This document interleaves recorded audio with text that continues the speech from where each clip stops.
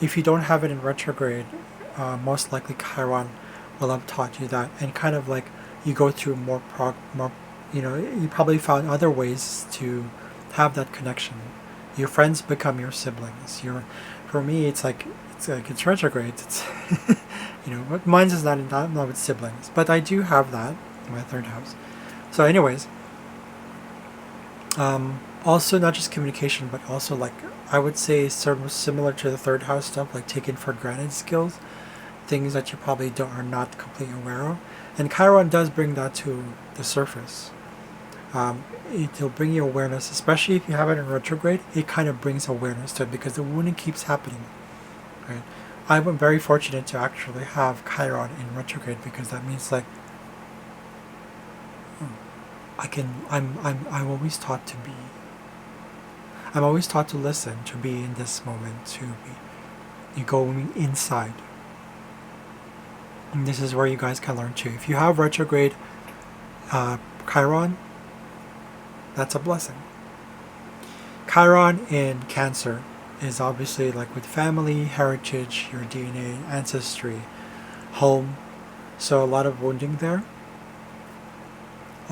Sort of security issues with security, similar to Taurus as well, where it's like security, nurturing, protection, that kind of stuff. Also probably like emotional ups and downs, just like the moon. So it's a Chiron. It's almost like Chiron is in conjunct or probably square moon. It's similar, but it's also like with like one of your parents, probably wounding, like a relationship with one of the parents, specifically the one in like the more homely parent, the one that has been giving you nurturing, uh, the one that provides for you, not necessarily money wise, but like emotional nurturing. And yeah, so a lot of emotion, possibly also like emotional like suppression, probably like it's sort of like you're hiding the emotions, so it's almost like you don't know how to express your emotions. Probably that can happen too because it's in Cancer, it's water. There's other things too. We're not going to get into the medical stuff, but it kind of deals with that too. And in a way, maybe people who have Chiron and Cancer have issues with like the breast area, the chest. So that's something else altogether. Chiron in Leo is I can hear that too. Very thankful for my ears because, by the way, Chiron in Taurus, if you have Taurus, Taurus rules the hearing up to the neck here, right, this area. So that explains my ears, right? I was looking at it, I was like, oh, interesting.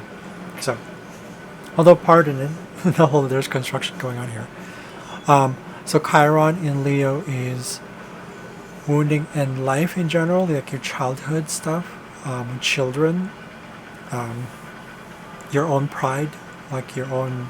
It's similar to reputation, like the 10th house and also Capricorn, but it's more about your vitality, your own inner child. Maybe you had wounding when you were younger. Probably you still do. Like you feel like you don't know how to be childlike. You don't know how to embrace your whole your innocence. Maybe you lost that. Maybe people who have this placement lost their innocence at a young age. Don't want to go into that but too much, but probably those who were abused or, and yes, I'm going to put this in here, raped or sexually abused, possibly. That's a little bit more with Scorpio, possibly, depending on Chiron aspects to maybe Pluto or something like that.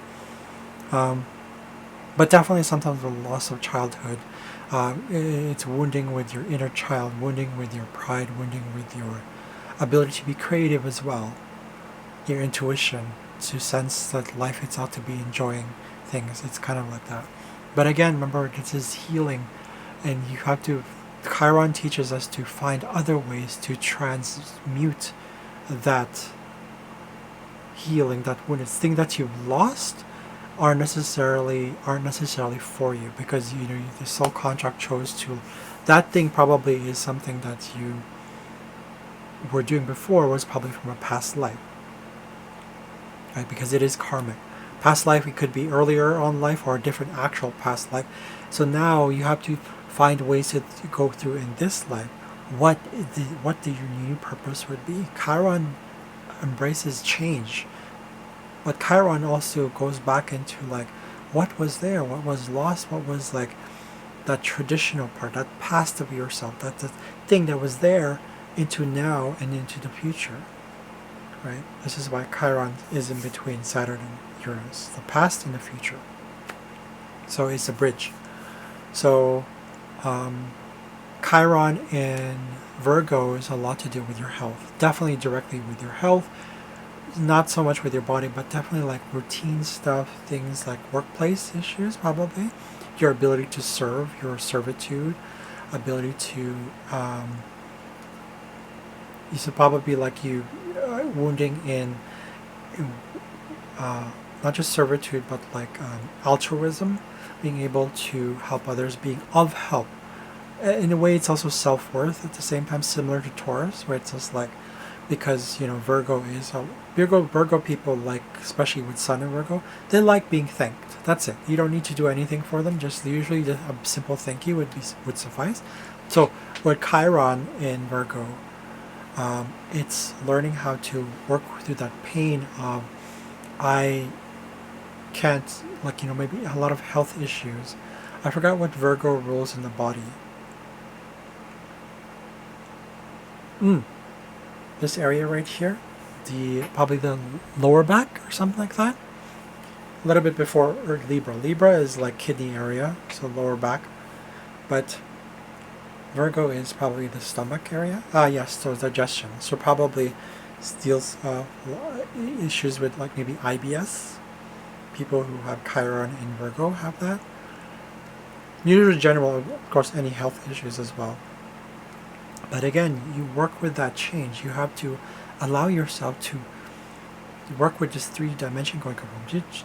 How do I, accept the change? Especially if you have Chiron in Earth, most likely you don't want to listen to it. Or if you have Sun in an Earth sign, lots of times you don't want to listen to that. It gets stubborn.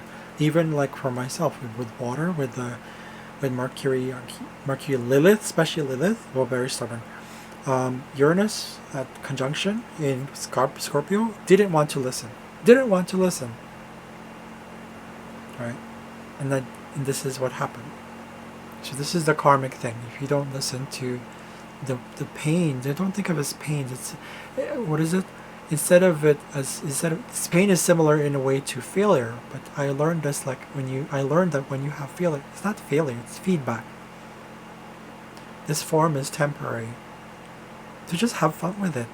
Because if you just stick with one thing and you start to delude yourself and thinking that this is fun, but you keep doing the same thing, even though it costs you a lot of things, maybe, then you have to transition to that, and you'll find happiness eventually when you start to really embrace it. And when I'm talking about embracing, I'm not talking about mental embracing. I'm talking about not just telling yourself, convincing yourself.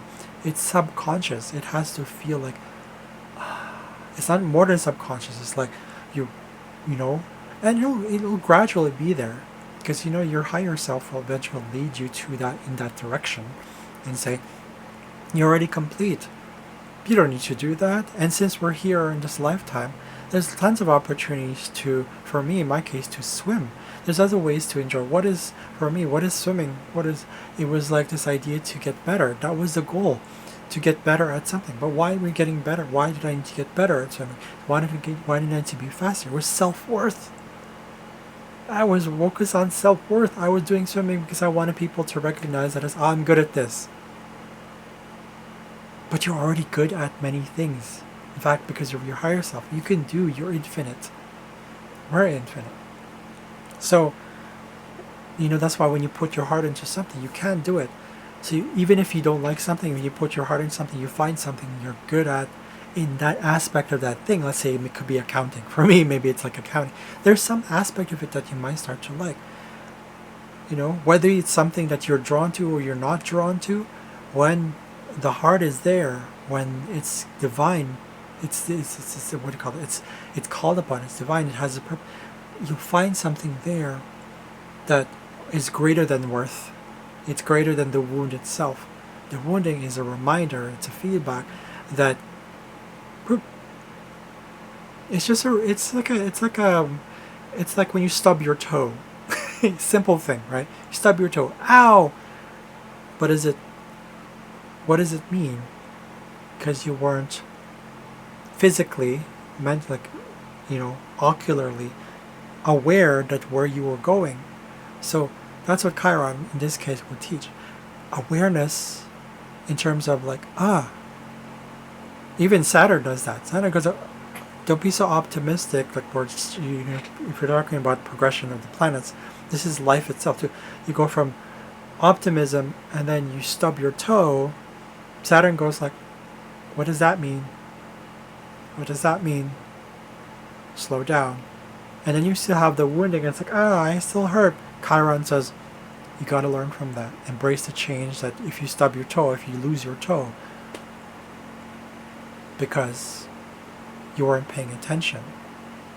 That's a different type of awareness. That's like earthly awareness. We're talking like awareness in relationship to the whole picture itself, our own divinity.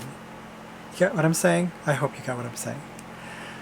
Chiron in Libra is obviously like with relationships, peace, harmony. Similar to flow, like in the fire signs and air signs, it's a flow in the water as well, right? So probably relationship-wise, the communication, the flow between relationships. Maybe you've lost, very good with people. Some sense of awkwardness, like you don't know how to relate with people, and your sense of harmony in your life is not there. Things feel imbalanced. But remember, when things feel imbalanced, it's kind of like a seesaw, right? If it's imbalanced, what do? You can go up the other way. And eventually your body gets used to it, at least in the third dimension. Matter gets used to it, and you become your own seesaw. But how do you find that balance? If you really want to find a balance, where do you go? You don't go from one to the other. You go in the middle of the seesaw. Right? It's right here. And you'll be okay with that. But eventually you're going to have to also tip the scales and be like, you're going to have to go this way. Sometimes you have to go this way. Life is always changing. Life is also always stable. So both two sides of the same coin. Life, death, creation, destruction, creation. It's consciousness, the universe manifesting itself through the physical self, through this form, multiple different forms. We're talking like infinite number of forms, and that's what it is. So relationships, the balance thing. Also, if there's anything I miss, I'm going to go straight into Scorpio. Let me know if there's anything I miss. Now this one's with power. Chiron in Scorpio is wounding of power, wounding of being able to find purpose in life, actual direction in life, similar to Aries, where you probably have, this is probably where the abuse comes in, where you probably had abuse in your life or abuse of someone. Chiron, if we don't work with Chiron, hint, also your health gets also affected. Probably also trust itself becomes an issue. Loss of trust, a lot of people have betrayed you, or you feel you're betrayed. And many things that are relating to Scorpio, and you don't know how to transform. Probably you don't. Things have been kind of like danger zones for you. It's kind of like I don't know what I feel. There's sort of an insecurity behind that. But remember, Chiron teaches us that wounding has a purpose. Again, it's like that roadblock. You go around it. You don't stay there. Especially though if you have Chiron, if you had sent to like one of the stubborn signs, it could be Scorpio, it could be Taurus. Two are very stubborn. Stubbornness won't get you anywhere. Stubbornness has a purpose, of course. Is the gift behind stubbornness. It means to process things. It means to go through it. But it doesn't mean that you always stay there.